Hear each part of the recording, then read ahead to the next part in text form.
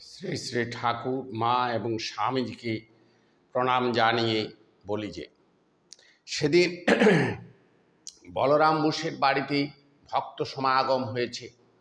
ঠাকুরেরও মন চাচ্ছে গিরিশের সঙ্গে দেখা করতে, এবং গিরিশ ঘোষও সে তো মদ্যপ, সবসময় মদে ভরপুর, সেও তখন সাঙ্গপাঙ্গ নিয়ে বলছে বলরাম বোসের বাড়িতে পরমহংস এসছে, একবার দেখা করে আসি। সে ঢুকতে ঢুকতেই বলছে, আমি কোনো শালাকে ভয় পাই না, আমি বাগবাজারের গিরিশ ঘোষ। যে মদের বোতল বের করেছে, হঠাৎ দেখি সম্মুখে ঠাকুর দাঁড়িয়ে আছে। ঠাকুর বলে, গিরিশ এলি, আয় আয়।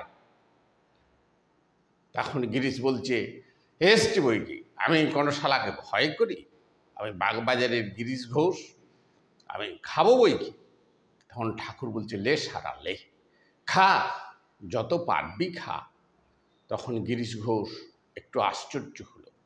মদের বোতল ধরাই ছিল হাতে, মদের বোতলের দিকে তাকিয়ে দেখছে ঠাকুরও তার ভিতরে, মদের বোতলের ভিতরে। খা শালা খা, পেট ভরে খা। নমস্কার।